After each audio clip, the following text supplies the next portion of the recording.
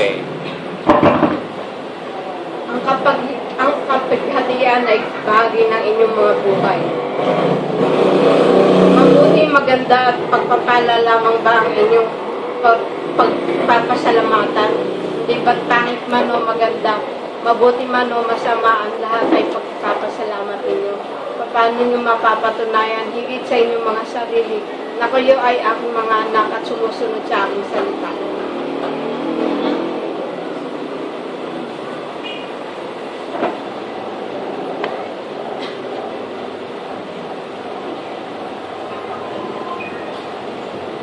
Talaga ninyo ang buhay sa akin. Marami akong nakikita na nagwawalang bahala. Kailan niyo pa ito gagawin kapag huli na ang lahat? Good morning mga kapatid. Bumalik tayo sandali sa history ng LCJ Ministry. Sa pasimula, yung tinatawag na first generation. Ang first generation na iglesia, si Brother Manny, at yung lahat ng bishop, si Pastor Phil, si Brother Ross, si Atang, si Brother Fred. Witness ako dyan. Yung aking nakita, yung aking narinig, ipinapatotoo ko, walang pagkakaisa. Noong panahon na yun, na nandun pa ako, neophyte pa ako, wala ako alam. Napansin ko na divided na talaga ang iglesia. Kanya-kanya ng lakaran. Madalas na example ni Brother Manny dito, kotse. Sabi niya, ang iglesia parang kotse. Merong 4 na gulong. 2 dun sa harap, 2 dun sa likod. Merong steering rod. Ang steering rod si Brother Manny. Ang Panginoong Jesus ang nagdadrive. Pag pinaikot ng Panginoong Jesus yung steering rod sa kanan, hindi sumusunod yung 2 sa harap. Minsan yung sa likod lang sumusunod. Hindi sabay-sabay na sumusunod. 4-wheel drive dapat Dapat pag kinabig sa kanan yung manubela, lahat kanan yung gulong. Hindi. Kanya-kanya ng lakad. Ang iglesia ng panahon na yun ay sira. Hindi mabuo ang unity. Nakita ko yan. Pagkatapos ng first generation, pumasok ang second generation. Si Elmo, si Carding, ako. At saka ito si Paras. Ang aking parang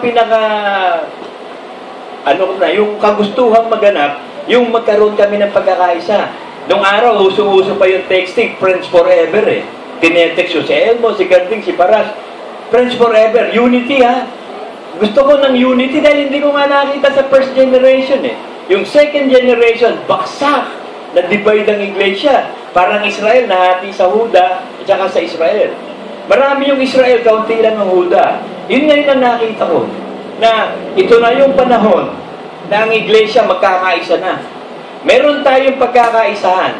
Babasahin ko sa inyo mga mayayan. Yung salita ng Diyos magiging laman. We will be a living epistles.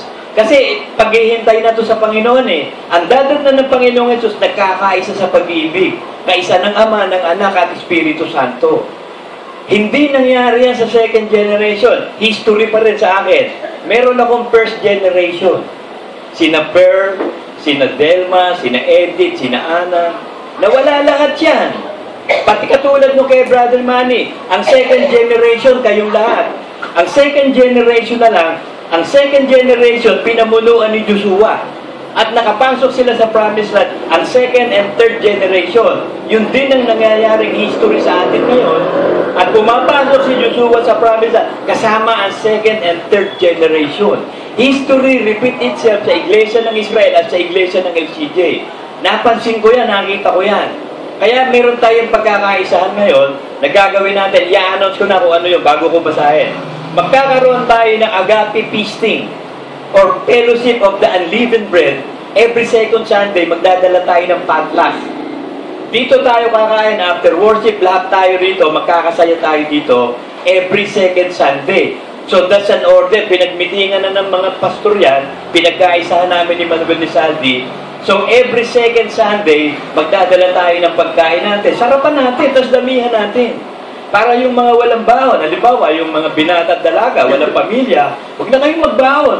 Pakakainin na kayo ng iglesia. Tapos may take out pa yan. Kasi marami tayo, yung mga kulang sa pagkain, may take out pa. So hindi ka na pupunta sa Jollibee, o pupunta sa Kentucky, tapos magpipicture-picture kayo doon sa Facebook. We eat at Jollibee. We eat at fast. Ganyan ang sistema ngayong panahon So at least meron ng one Sunday na sama-sama tayo. Magsasama-sama in one accord. Kasi in one accord bagaman tayo marami, iisa lang. Isang pag-iisip, isang pananampalataya, isang akala. Isang opinion, isang pananampalataya, isang pagbautismo, isang Diyos, isang Espiritu. One in unity in the faith. Yan ang mensahe sa atin ng Panginoon. Gagawin natin yung Acts 2:42 at saka Acts 2:46.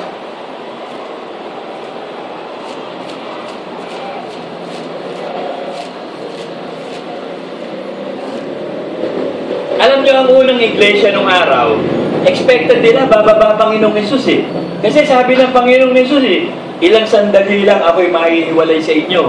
At sa ilang sandali, babalik na ako sa inyo at makakapiling ko na kayo. Sa Diyos, yung sandali isang araw nga sa Diyos, 1,000 taon sa atin. Yung isang sandali, 2,000 years na nakakaraan hindi pa bumaba pa. Ang ginawa ng iglesia noon, nagkaisa sila lagi. Sa templo, sama-sama, ibinenta na nila lahat ng ari-arian niya, inalay nila sa paanan ng apostol. Sama-sama na sila araw-araw, hinihintay ang pagbaba ng Panginoong Hesus. So, ganun din ngayon Hinihintay na natin ang pagbaba ng Panginoong Hesus, sama-sama na tayo in one accord. At gaganapin natin Acts 2:42 and 46. Babasahin ko At sila'y nagsipanatiling matibay sa turo ng mga apostol at sa pagsasama-sama. So magiging matibay tayo sa iniwang dekreto at precept ng apostol at sa pagpe-fellowship. At sa pagputol-putol ng tinapay at sa mga pananalangin. So, kailangan ganapin natin ito. Ito'y nagaganap natin. Every Thursday, nagaganap namin ni kapatid na dito, ministry ng panalangin. Nagpe-fellowship din kami doon pag yung Thursday. Nagpe-fellowship tayo every Sunday. Nagpuputol-putol tayo ng tinapay. So, sa inyo, buhayin natin yun. Halimbawa, sa bahay ninyo, nagkakumpleto kayo. Halimbawa, nagkakumpleto kayo lahat. Uy, breaking of the bread. Kumpleto tayo. Breaking of the bread. Sa tuwing magkukumpleto kayo bago kumain, breaking of the bread. Kasi sabi ng Diyos, sa tuwing gaganapin ninyo Ibig sabihin, pwede mong ganapin araw-araw Sa tuwing gaganapin ninyo, inaalala mo yung kamatayan at muling pagkabuhay ng Panginoon at yung pagbabalik niya. So, yun ang essence ng breaking of the bread. So, nagagawa natin ng panalangin, fellowship every Sunday. Itong gagawin natin naman, Acts 2:46.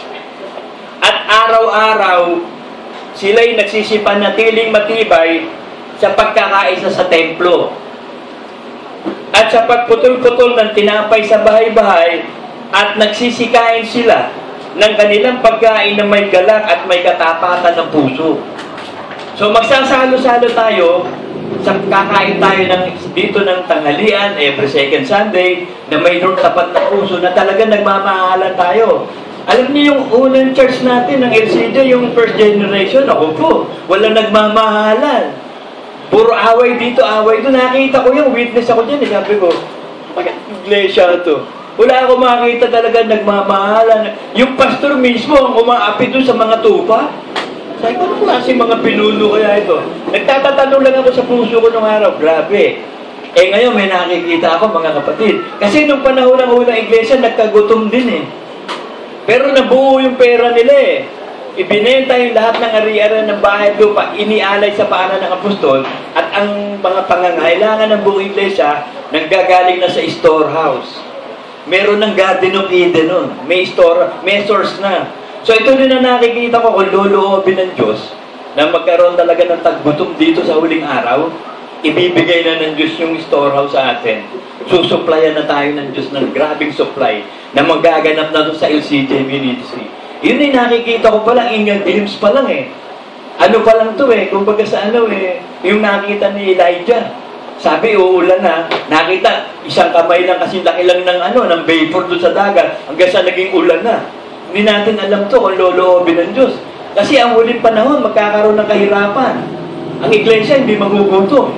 May nakikita na akong pwedeng ganapin ng Diyos sa atin. At pag ginanap ng Diyos yun ang talaga huling panahon na itong iglesia, itong pinagpalang Palatoy Church, ang iglesia inihanda sa kaligtasan. Things to do while waiting for our redemption. Meron tayong mga gagawin bago dumating ang Panginoong Hesus na pananatiliin natin ang ating sarili na nananatili sa aral ng mga apostol. So, ang aral ng apostol, ginawa mga dekreto, yung tipa ng ikaputhandog, napakahalaga niyan. Kasi kapag ikaw naghahanap buhay, ibig sabihin nakasumpa ang trabaho eh. Para maalis ang sumpa sa paghahanap buhay mo, gumaang ang buhay mo, mag-iikaputhandog ka. Yun ang naging solusyon eh. Kasi nung araw, sinusupply lang ang pagkain kay Eva at Adan eh. Hindi nagtatrabaho si Eva at si Adan eh. Doon sa Garden of Eden, namumulaklak yun ng bunga ng punong kahoy at saka ng halamanan na ibinigay ng pagkain ng Diyos sa tao. Nandun ang supply eh. Eh nung magkasala, pinalabas sila doon sa warehouse eh. Sa storehouse, lumabas sila. So walang supply.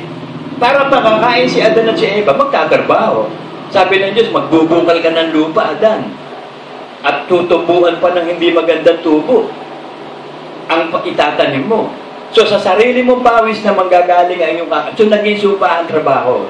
Para maalis sa sumpa at hindi ka makapasok doon sa hagay na araw-araw ka nagtatrabaho, nagtitipon ka pero nauubos parang buslo.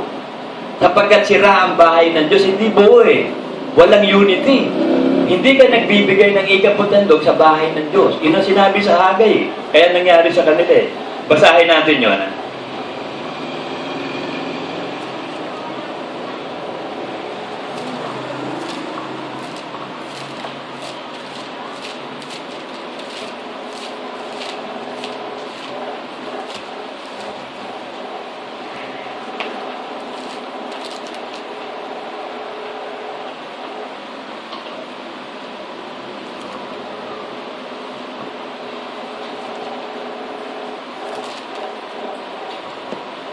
Ito yung sabi ng Diyos eh. Kapag ikaw nagtatrabaho at parang butas na buslo, kasi hindi ka mo na-maintain ang pagbibigay ng Diyos ng ikaputhandog, nakasumpa ka pa rin. Ito sabi, kayo'y naghahasik ng marami, Hagay 1:6, at nagsisiani ng kaunti. Kayo'y nagsisikain, ngunit hindi kayo nagkakaroon ng kahustuhan. Kayo'y nagsisiinom, ngunit hindi kayo napapatirang uhaw. Kayo'y nananamit, ngunit walang mainit, at yung kumikita ng mga pinag-arawan, ay kumikita ng pinag-arawan upang ilagay sa supot na may butas. So wala, trabaho ka lang ng trabaho, ubos din lagi pera mo, bakit nakasumpa? Hindi nag-multiply. Kasi mag-multiply yan, manggagaling din doon sa pera mo. Natatandaan nyo nung magpakain si Jesus Christ ng 5,000? 5 loaves of bread, tsaka 2 isda. Saan ang galing? Doon. Doon sa 5 loaves of bread na yon at saka 2 isda, 5,000 pinakain, ba't minultiply ng Diyos yun? Kasi hindi na nakasumpa, pinagpala. Ganun din ang sinuweldo mo. Pag nagbigay ka ng 10%, yung natirang 5 loaves at saka 2 pieces, dadami ng marami yun na hindi dati alam kung paano ginagawa ng Diyos. Yun ang sikreto ng Diyos eh. Na wala ka sa sumpa. Kahit maliit ang sweldo mo, kasyang-kasya, may sumusobra pa. Pero kahit ang laki-laki ng sweldo mo, hindi ka nag-iipot ka po, parang butas na buslo. Sira ang bahay ng Diyos, ayaw mong buo. Ito sabi, sanay naman yun. Kayo'y naghihintay ng marami, at narito ang dumarating kaunti. At nang inyong dalhin sa bahay, aking hinipan. Bakit? Sabi ng Panginoon ng Mawa, dahil ang aking bahay ay nahundusay na wasak. The house of God wasak. Ninanakawan ang bayan ng Israel, ang storehouse ng Diyos. Samantalang tumatakbo bawat isa sa inyo sa kanya-kanya sariling bahay. Pagdating sa sariling bahay mo, open ka. Pero pagdating sa iglesia, pagdating sa church, tikom ang kamay mo. Pero pag sa sarili mong bahay, open ka, ginagastos mo lahat. Pero pagdating sa bahay ng Diyos, kuripot ka. Hindi. Darating ang araw, baka yung pinagkukurupitan mo, ang bubuhay pa sa iyo. Kasi maaaring gawin ng Diyos na pasaganain na tayo ng todo. Kasi may nakikita na ako eh. Sabi ko kasi may nakikita ako isang maliit na kamay lang eh. Na magiging bagyo, magiging ulan, nauulan lang tayo eh. Kung loloobin ng Diyos ha. Kasi nasa huling araw na tayo. Hindi tayo pababayaan ng Diyos. Yan ang gaganapin natin. Magsasama-sama tayo lagi sa pag-worship. Yung mga dating mga tamad na mag-worship, yung laging late. Magbago ka na ng isip. Bakit kapag mag-outing kayo, halimbawa, punta kayo na kung saan lugar, hinulugan tak-tak tayo. Anong oras magkikita-kita? Alas 5. Alas 4 pa lang, nakumpleto na yung gamit sa bag. Tapos naligo na, alas 3 lang. Dala-dala yun na yung bag. At hinihintay na yung sasakyan. Bakit? Mag-outing eh. Papunta doon sa hinulugan taktak. Pag mag-worship ka, pinaghahandaan mo ba? Late ka lagi. Hindi mo ma-control ang sarili mo. Hindi mo madisiplina. Ba't hindi mo madisiplina? Ba't ayaw mong disiplinahin? Ikaw ang hari ng sarili mo. Kung kaya mo, lahat ng bagay may pangyayari sa Kanya na sumasampalataya. You can do all things because Jesus strengthens you. So, yun ang pananampalataya. So, kaya mong gawin na eksakto lang o hindi eksakto. Itong iglesia to, mula nung tawagin ako ng Diyos, laging eksaktong alas 10 pumupunta ako dito. Kasi nakikita ko yung iba eh. Wala pang alas 10. Pag lumampas ng alas 10, wala pang tao. Ayaw magsimula, inihintay. Kung hihintayin alas 10 nga yung oras ng Diyos. 2 or 3 nga lang gathered na yung nandun na siya eh. Kung hihintay ka pa ng marami. Pag meron 2 o 3, andun na Panginoong Hesus. O, simula na. Hanggang sa matraining na tayo. Kasi meron pa sa inyo, sabi ng message ng prophet, nagbabaliwala. Binabaliwala nyo pa. So makikiisa na tayo sa Espiritu ngayon. Sabi ng Psalm 133, pagkagandang masdan ang magkakapatid nagkakaisa sa pagmamahalan. Parang pagpapala sa ulo ni Aaron, pababa hanggang sa balbas, hanggang sa laylayan. So yun ang plano ng Diyos eh. Pag nagkakaisa na tayo, pagpapalain ng ulo, pupunta sa balbas, pupunta sa laylayan. So mula sa pamunuan, pababa. Hindi na natin alam kung paano tayo kakalingain ng Diyos sa huling araw na ito. Ibibigay na ng Diyos ang supply eh. Spiritual, physical, material. Basta hinahanap niya na pagkakaisa, gagawin na natin eh. Ang salita magiging laman eh. Hindi lang doktrina itong Acts 2:42 o 2:46. Hindi lang ito aral o katotohanan, kundi magiging laman. Gagawin natin talaga yun. Pagsasama-sama every Sunday, luluwalhatiin natin ng Diyos. Alam niyo ba na dito sa East, manggagaling ang talagang pagluwalhati sa Diyos, hindi sa West. Sa West nga nanggaling ang lahat ng false religion eh.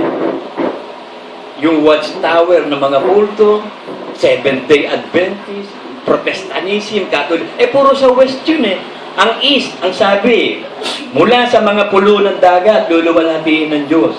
Sabi ng Isaiah 24:15.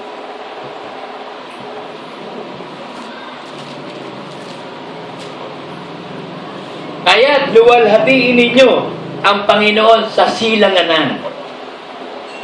Ang Philippines, nasa silanganan yan eh. Far East nga lang tayo, Far East. Yung iba, Middle East eh. Tayo, Far East eh. Malayong silangan tayo.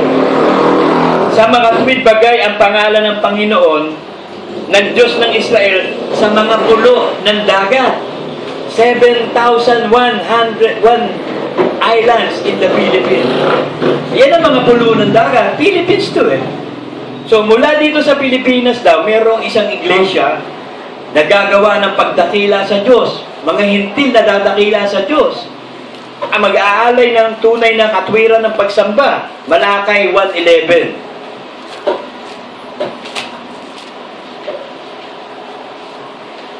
Sapagkat mula sa sinisikatan ng araw hanggang sa nilulubugan niyaon, magiging dakila ang aking pangalan sa mga hintil.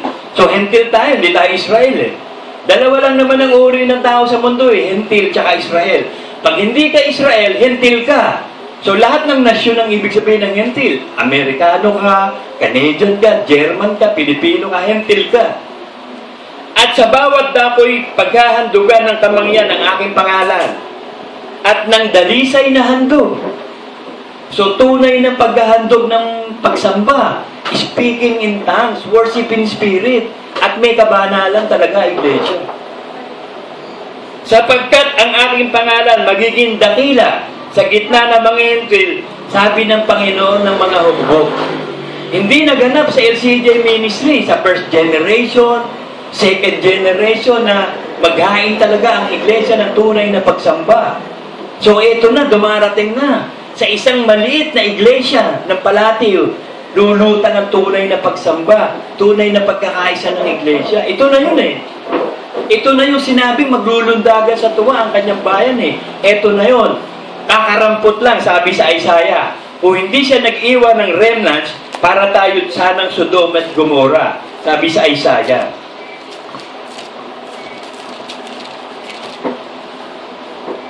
Isaiah 1:9. Kung hindi nag-iwan sa atin ng kakaunting labi, ang Panginoon sa mga hukbo, naging gaya sana tayo ng Sodoma at naging gaya sana tayo ng Gomorrah. So, ganun eh. Pero pinili tayo ng Diyos eh. Kakarampot. Kakaunti. Kaya sabi ng Diyos eh, nagagalak ang Ama, huwag kayong matakot, munting kawan. Nakakalugod sa Ama na ibigay sa inyo ang kanyang kaharian. Pero kailangan natin pagsikapang magkaisa sa Espiritu para mangyari yung Luke 12:32.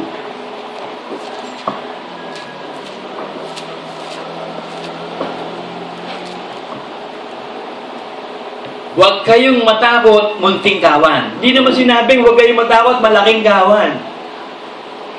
Kung hindi sana nag-iwan ng mangilan-ngilang labi, o kakaunti yun na, remnants yun na. Huwag kayong matakot, munting kawan. So, mas maganda kasama ka sa munting kawan, naaalaayon ko sa Bible. Kaysa doon sa napakalaki, milyon-milyon kongregasyon, munti ba yun? Ang dami-dami. Eh, sabi ng Diyos, munting kawan eh, Gideon 300 lang. 12 apostol lang. May isa pa ng ahas. Akaunti na may ahas pa. Sapagkat nakalulugod na mainam sa inyong Ama na sa inyong ibigay ang kaharian. Bakit si David nagsimula sa 400? Sabi sa 2 Samuel 22:2.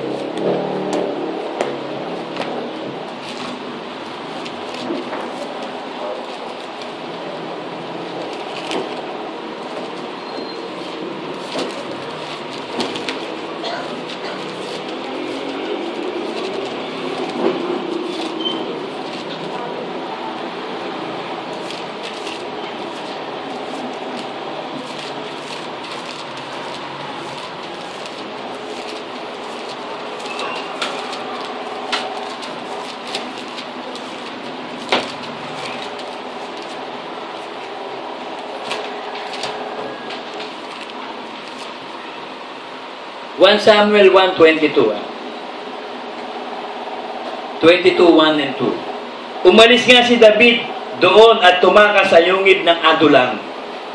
At nang mabalitaan ng kanyang mga kapatid at nasambahayan ng kanyang ama, kanilang nilusong siya doon. At bawat isa na napipighati. Natatandaan ko yan, yung mga napighati. Bago ko hinirang ng Diyos, sabi ni Brother Manny, ayan, binigyan ka ng kawan, pastor ka. Natatandaan ko noon. Si si Pastor Phil pala, Harry Saul. sabi ni Pastor Phil, sino sa inyo ang gustong magpakulong? Biruin mo magpakulong, pinalalaya na ay magpakulong. Tapos sila, sabi ni Pastor, ikaw, Edith, Delma, Pearl, alam ko gusto nyo kay Larry, binibigyan ko kayo ng laya. Kung gusto nyo si Larry, pumunta kayo kay Larry. Pero yung gustong magpakulong sa akin dito, maiwan. Ba nagpuntahan sa akin, sabi ni Brother mo, ayan, binibigyan ka ng member, pastor ka. Ay, kung ibig nyo sabihin, pastor ako niyan? Oo, hinirang ka pastor, binigyan ka ng members, ayan, pinalaya. So, mga napighati ang members ko. Yung mga naapi, yung parang excommunicated sa Haring Saul na Iglesia ng Israel. Pumunta sa lahi ng Huda, kay David, at bawat isa na napipighati, at bawat isa na may utang. So ito yung mga dukha ito, may mga utang. At bawat isa na may kalumbayan ay nakipisan sa kanya. So ang naging member ni David, yung mga nalulumbay, yung mga excommunicated, yung mga may utang, yung mga aba, yung mga api, yung mahihirap, yung kawawa. At naging punong kawal nila at nagkaroon siya ng 400 tao. So 400 members lang siya nagsimula. Hanggang sa dumating, naging 600, 1,000, at sa bandang uli, naghari siya pati sa Israel ng 40 years. Deuteronomy 7, ang patunay na karampot lang talaga hinihirang. Deuteronomy 7:6, 7. Sapagkat ikaw ay isang banal na bayan sa Panginoon mong Diyos, pinili ka ng Panginoon mong Diyos upang maging bayan sa kanyang sariling pag-aari na higit sa lahat ng mga bayan na nasa ibabaw ng balat ng lupa. Hindi ko kayo inibig, sabi ng Panginoon, nipili kayo dahil kayo'y marami sa bilang kaysa alinmang bayan, sapagkat kayo ang pinakamaliit sa lahat ng mga bayan. Para si David, 400 lang, samantalang si Saul, lahat ng member ng Israel, kanya. Si David, 400 lang, yung in-excommunicate pa, yung kawawa. So, ganun na nangyari. At ngayon, dumami-dami na tayo ng konti. Pero munti pa rin. Pero inihahanda naman tayo para sa rapture. At magpapatuloy tayong kawawa kasi mapalad yung inaapi, sabi, sa inyo kaharian ng Diyos eh. Pinapatay nila mga inosente, mabuti yun. Kasi yun ang ginawa ni Satanas eh. Kaya siya nahatulan eh. Kaya sabi doon sa John 16 11 dahil sa paghatol at prinsipe ng sanlibutan ito, nahatulan na. Napatunayan ang mga walang sala, pinatay eh. Ang mga walang kasalanan ng matuwid, pinatay ni Lucifer eh. Ang unang-una niyang pinatay si Abel. Walang kasalanan si Abel. Sumasamba, nag-worship, nag-offering, pinatay ni Cain. Ang mastermind nun si Satanas eh. Ano sumunod? Nung panahon ni Moses. Nung panahon ni Moses, pinagpapatay ng pero ang lahat ng bata. Ayaw niyang magkaroon ng mabubuhay na lalaki kasi meron daw deliverer na lalabas. In-spare ng Diyos si Moses ang deliverer at sugo. Si Moses lang natira nun. Pinatay ang mga bata. Nung panahon ni Jesus Christ. Nasa Luke yan eh. Si Haring Herodes naman ang hari. Nagpunta yung mga Magi kay Herodes na sinasabi na nakita namin ng star ng ng hari ng Israel. Pupunta kami para mag-alay ng pagsamba. Nagpunta rin si Herodes, sabi niya, sige, sabi niya gano'n. Pag natagpuan nyo na ang hari ng Israel, kasi hari siya, natatakot siya, mapapalitan siya. Pumunta naman kayo dito sa akin, sasambahin ko din siya. Nadaya siya ng Magi, hindi nagpunta sa kanya, sabi niya, naloko ko ng mga Magi. Maglalabas akong dekreto. Naglabas ng batas. Papatayin ng lahat ng bata, 2 years or below. Sinabi ng anghel yun, sa panaginip, sabi kay Joseph, tumayo ka, isama mo yung anak mo at ang asawa mo, punta kayo ng Egypt pagkat papatayin ng bata. Di pinapunta ng Egypt. Nung mamatay na si Herodes, sabi na kanong anghel ulit, pumunta na kayo ng Nazaret, ng Galilee. Wala na ipapatay sa inyo, patay na. Patay na si Herodes. So yun, napatunayan. Kaya wala nang pag-asa si Satanas, nahatulan na. Pinatay niya mga walang sala. Pinagpapapatay niya walang kasalanan. Yan ang ginagawa ng mga tao sa atin. Kapatid, man sa pananampalataya o hindi, pinapatay nila tayo. Hindi tayo minamahal, kinakawawa. Yun ang pagpatay eh. Pag hindi mo iniibig ang kapatid mo, you are a murderer. Pinapatay mo tulad ni Cain. Pinatay niya si Abel, hindi iniibig eh.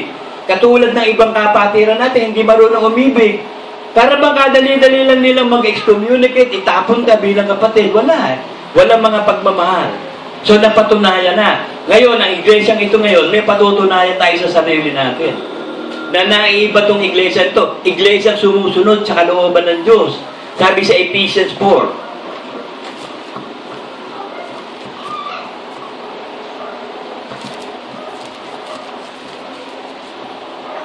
Gaganapin natin ito.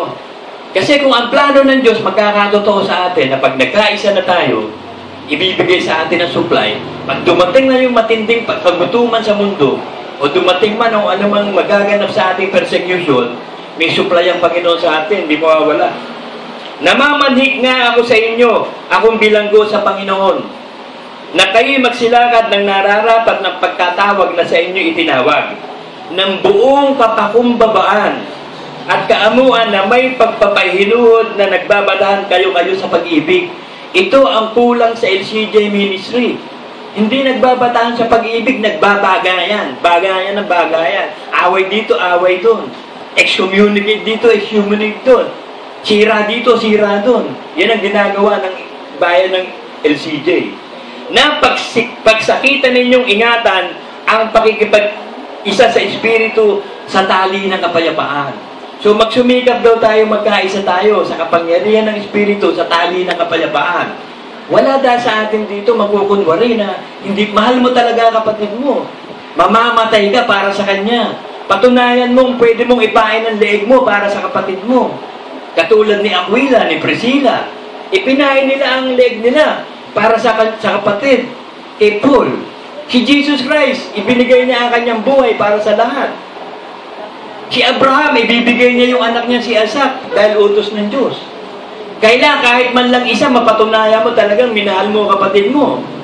Ako, I speak of myself, napatunayan ko na yun. 3 beses ko na napatunayan yun. Talagang ipinain ko, leeg ko. Bahala na. Ang Diyos, tutulungan ko kapatid ko nangangailangan. Kasi nakita ko yan eh. Nung mangyari sa amin yan eh. Pinalayas kami ni Brother Ross eh. Kaming dalawa ni Manuel eh. Nagpunta kami kay Brother Manny. Sabi ni Brother Manny, paano kung may tumatakbo sa iyo? May pumupunta sa iyo kapatid mo, bumabagyo, umuulan, walang matitira, mababasa, magkakasakit yan. Hindi mo ba tatanggapin? Hindi mo ba tatanggapin at papapasukin sa bahay mo, pakakainin mo, aalamin mo pa ano pangangailangan? Hindi mo ba tatanggapin yan? May tumatakbo sa iyo, yung sumunod na generation dito. Kasi may tumakbo nga sa akin, nagpunta eh. Sinapearl nga eh. Tapos tinanggap ko. Ipinahin ko, leeg ko sa kanila. Pero ang isinukuli nila rin, kasamaan katulad ng ginawa kay David eh. Gumawa ng pag-ibig si David, kasamaan ng ginante. Sumunod si Alex. Ganon din, inulit din. Sumunod kayo na. Ipinain ko ang leeg ko sa inyo. Mamamatay ako sa inyong lahat. Okay lang sa akin. Masunod ko lang ang kalooban. Walang problema. Buhay ko. Wala na magkwenta buhay ko eh. Para magkaroon ng kwenta. I will sacrifice to my brother, sabi. Sabi sa 1 John 3:16 eh.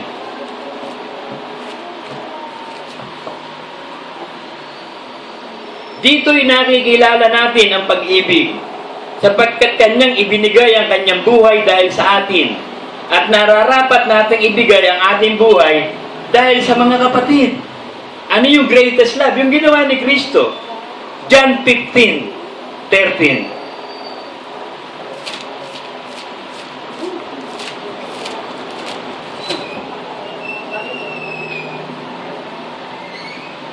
Walang may lalong dakilang pag-ibig kaysa rito na ibigay ng isang tao ang kanyang buhay dahil sa kanyang mga kaibigan. Si Kristo, ginawa niya yan eh. Hindi niya tayo binilang na alipin kundi kaibigan.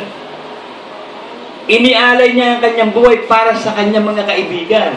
Ang kapatid mo, kaibigan mo yan. Ang asawa mo, kaibigan mo yan eh. Lahat tayo magkakaibigan, magkakapatid. Kaya nga sabi ng Diyos eh, huwag kayong patawag na father. Kasi isa lang ang father, ang ama eh. Huwag kayong patawag na teacher. Isa lang naman ang teacher, ang Panginoong Hesus eh. Patawag kayo na mga kapatid, we are brethren in Christ. We are all brothers in Christ. Eh yung iba, father. Tinatawag pa, father. Most reverend pa nga eh. Reverend na nga ayaw eh, may most reverend pa eh. Hindi sumusunod sa kalooban ng Diyos, pero tayo susunod tayo. Luke 24:53.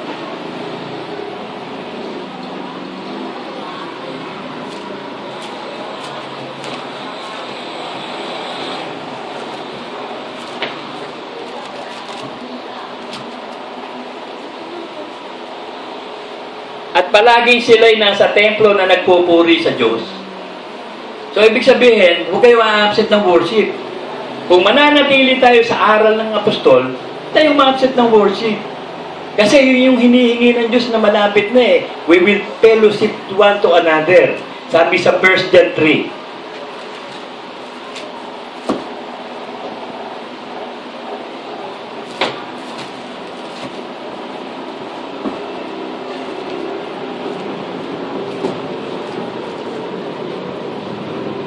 Yaong aming nakita at narinig ay siya rin naming ibinabalita sa inyo upang kayo naman magkaroon ng pakikisama sa amin.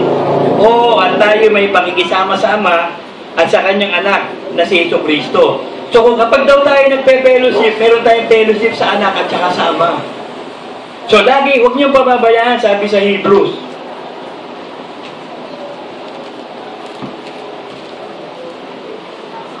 Hebrews 10:25. Na huwag nating pabayaan ang ating pagkakatipon, na gaya ng ugali ng iba, kundi mag-aralan tayo sa isa't isa, lalo na kung ating namamalat na nalalapit na ang araw. Anytime, pwede na mag-rapture eh. So, huwag natin pababayaan. Magkakaisa tayo sa Ebanghelyo. Lagi tayo magpe-fellowship sa pamamagitan ng pagpupurit pagdakila sa Diyos na talagang ikinalulugod niya. Yun ang talagang nagpapasaya sa Diyos, sabi Hebrews 13, 15, 16. Ikapot handog pagsamba. Yung talagang una at number 2 dekreto ng apostol, napaka-importante. Kaya ginawang dekreto ng apostol, panatilihin mo yun, maging ugali mo. Maging karakter mo na yun. Yun na yung bagong buhay mo Sa pamamagitan nga niya ay maghandog tayong palagi. So everyday, hindi ka man nagwo-worship every Sunday dito, everyday sumasamba ka sa Panginoon, nabubuhay ka sa kabanalan. You always pray in tongues. You always pray in the Spirit. Pagsamba na yun. Nahain ang pagpupuri sa Diyos. Sa makatwid bagay ang bunga ng mga labi na nagpapahayag ng kanyang pangalan. Dadapot ang paggawa ng mabuti at ng pag-aabuloy, huwag niyong kalilimutan. Sapagkat ang ganong hain sa Diyos ay totoong nakakalugod. Nakakalugod sa Diyos talaga yun. Kaya ang magiging pamumuhay natin, nababatay sa Ebanghelyo, Philippians 1:27.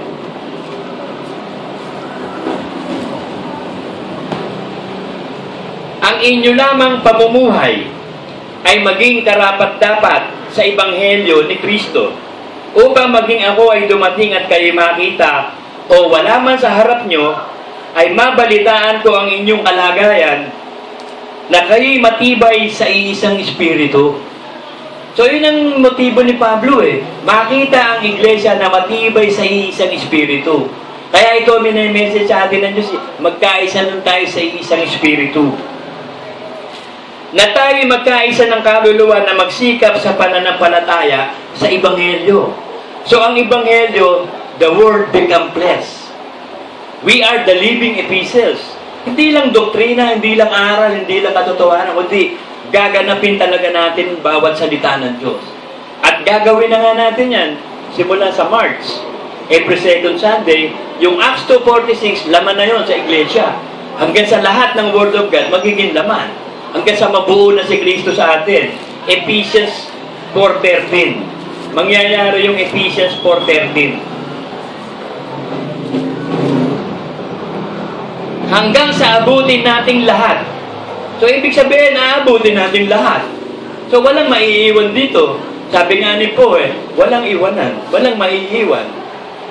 Hanggang sa abutin natin lahat ang pagkakaisa sa pananampalataya at ang pagkakilala sa anak ng Diyos hanggang sa lubos na paglaki ng tao. Hanggang sa sukat ng pangangatawan ng kapuspusan ni Kristo na maaabot natin lahat na ang lahat ng will of God sa atin ng Diyos, magagawa natin lahat. Pagdating ng Panginoong Hesus, pwede na ikabit yung ulo sa katawan. Iisa lang ng ulo natin Iisa lang, si Kristo lang Hindi katulad nung araw, ang daming ulo nitong iglesyang ito Kanya-kanyang takbuhan sa gusto niya. Pag ayaw ng bishop na gano'n, yung isa ayaw. Pag samantala, nagbibigay naman ng apostol ng dekreto. Ito yung dapat gawin. Pero inaayawan, walang pagkakaisa ang iglesyang ito. Kaya kinakailangan, pag-iwa-iwalayin ng Diyos, makakuha siya ng isang purong-puro talaga na aawit, maglilingkod sa Diyos ng buong puso. May pagkakaisa. At tayo ngayon, we have to accept that by faith. Kasi ginagawa naman natin, tsaka may word of God, may batayan tayo. John 16:22.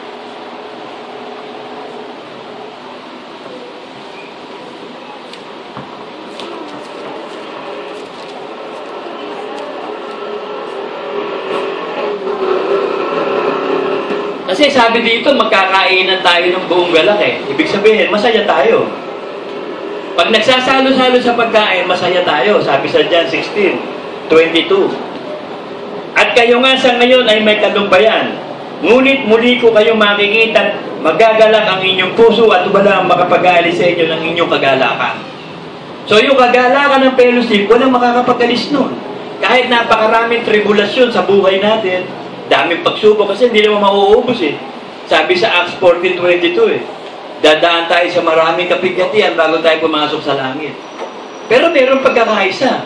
Walang aagaw ng kagalakan na yun sa atin. Sa tuwing nagpe-fellowship tayo, meron talagang tunay na pagmamahalan. May nagaganap na pag-iibigan. Kailangan magkaisa tayong lahat. John 17:21. Upang silang lahat ay maging isa.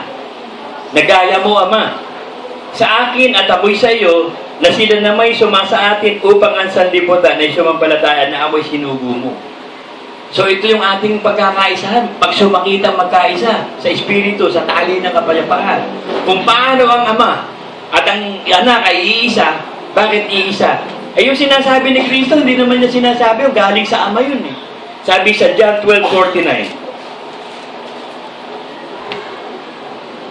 sapagkat ako hindi nagsasalita na mula sa aking sarili, kundi ang Ama na sa akin ang nagsugo, siyang nagbigay sa akin ng utos kung ano ang dapat kong sabihin at kung ano ang dapat kong salitain. So kapag nagsasalita si Jesus Christ, ang nagsasalita ang Ama, iisa sila eh. Yung ipinasasabi ng Ama, yun lang ang sinasabi ni Kristo. At yung narinig ng Espiritu Santo, yun ang sinasabi lang ng Espiritu. Magkakaisa ang Espiritu Santo, si Kristo at ang Ama. Hindi sila naghihiwa-hiwalay. Kaya iisa lang ang Diyos eh. Bagamat tatlo, iisa lang ang Diyos eh. Yung iba, hindi maintindihan yun eh. Simpleng-simple eh. Meron niyang binigay na revelation sa akin yung anak ko, pwede rin gamitin eh. Yung steam, yelo, tsaka tubig eh. Yung tubig, palamigin mo yun sa freezer, naging yelo, di ba tubig din yun? Tapos tunawin mo yung yelo, di ba naging steam? Tubig din yun eh. Pero tatlo, pero iisa yan, tatlo. Ang pinakamaganda sample ni Brother Manny, yung tatlong tiklo. Yan ang revelation ng apostol, simple-simple. Sabi niya, ilang tiklo? Tatlo. Ilan ba ito? Isa. O di tatlong tiklo, pero iisa. Yung Ama, yung Anak, Espiritu Santo. Ganun kasimple ang hiwaga binibigay ng Diyos sa mga apostol. So ang hiwaga ibinibigay sa apostol. Ang problema nito iglesia to, nagbigay ng apostol ay sumunod sa apostol. O ngayon, nananatili dapat sa aral ng apostol, ayaw nila. Pero tayo hindi. Mananatili tayong susunod sa aral ng apostol. Anything that happens, hindi tayo bibitaw. Kasi yun eh. Yun ang sinasabi sa Matthew 10:40.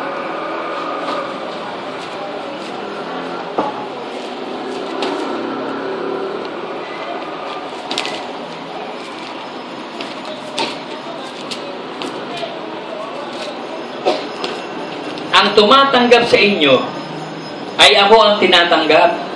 At ang tumatanggap sa akin, tinatanggap ang nagsugo sa akin. John 13:20.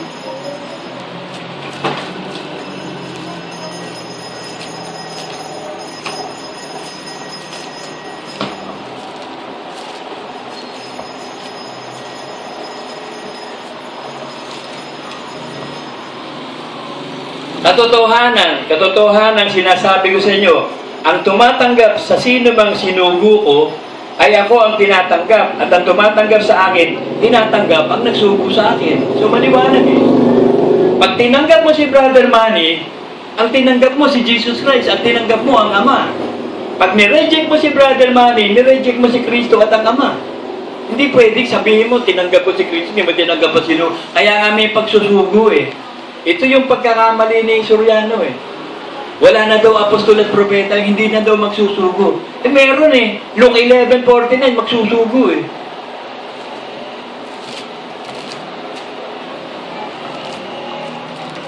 Naisugo na daw dati, kaya hindi na magsusugo. Bakit? Nakalagay ba sa Bible na kapag naisugo ko na, hindi na ako magsusugo? Wala naman nakalagay na. Ito nakalagay eh. Luke 11:49. Kaya nga sinasabi naman ang karunungan ng Diyos. 1 Corinthians 1:24, si Kristo ang karunungan ng Diyos. Ito sinasabi ni Kristo, magsusugo ako. Ano nakasulat? Magsusugo. Ano ba yung magsusugo? Present progressive tense. Pangkasalukuyang ginagawa. Umiinom.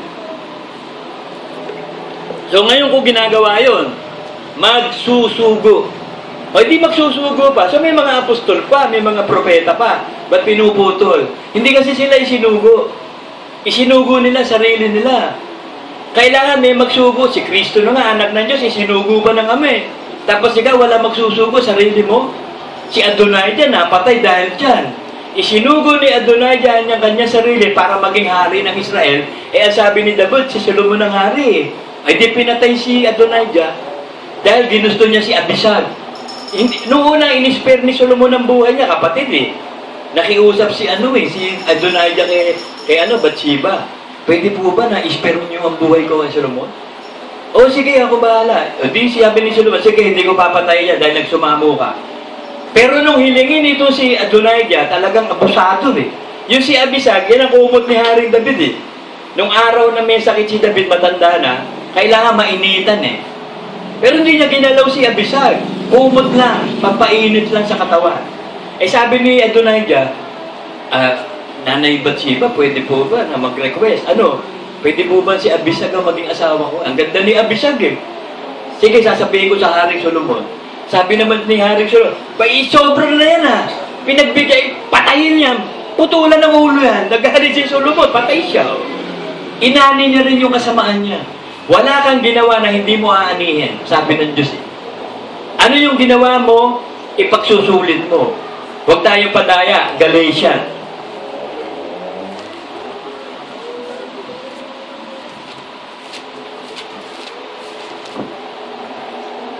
Huwag kayong padaya, Galatians 6:7. Ang Diyos ay hindi nagbibiro, sapagkat ang lahat ng inihasik ng tao, siya namang aanihin niya. Sapagkat ang naghahasik na sa kanyang sariling laman, sa laman mag-aani ng kasiraan. Dadagpot ang naghahasik na sa espiritu mag-aani ng buhay na walang hanggan. So maliwanag yun. Ano ginawa mo? Ginawa mo ba ang kalooban ng Diyos? Kaya may inihanda na nga mabuting gawa Word of God. So hindi ka na mag-iisip ng gagawin mong mabuti. Yan ang mabuti. Di ba sabi nung binata? Mabuting guro. Ano po ba ang gagawin ko para makapasok ako sa kaharian ng langit? Bakit mo ko tinatawag na mabuti? Iisa lang ang mabuti, ang Diyos lang. So ang salita lang ng Diyos, ang Diyos, yan lang ang mabuti. So pag ginagawa mo salita ng Diyos, mabuti ka. Pag hindi mo ginagawa, masama ka. Hahatulan ka. Kasi yun ang kapangyarihan ng Diyos para magligtas. Sabi sa Romans 1:16. Sapagkat hindi ko ipinahihiya ang Ebanghelyo o ang Word of God, ang Gospel. Sapagkat siyang kapangyarihan ng Diyos sa ikaliligtas ng bawat sumasampalataya. So sumasampalataya ka ba? O di ililigtas ka ng Panginoon sa pamamagitan ng Ebanghelyo. Itatanim sa iyo ang Ebanghelyo. Payag ka bang maitanim? Sabi sa James 1:21. Kaya't ihiwalay ninyo ang lahat ng karumihan at pag-apaw ng kasamaan. Sino maghihiwalay? Ikaw. Ihiwalay ninyo. So ito mo mag-aalisin mo. Yung lumang pagkatao dahil pwede mo lang alisin Binigyan ka na ng kapangyarihang magpakabanal. Kung kaya mo, lahat ng bagay kaya mo na. Pwede mo lang alisin. So alisin mo ang lahat ng karumihan. Tanggapin ninyo na may kaamuan ng salitang itinatanim na makapagliligtas ng inyong mga kaluluwa. So may kasiguraduhang maliligtas ang kaluluwa mo kung maitatanim sa iyo yung salita. Paano itinatanim? 1 Corinthians 15.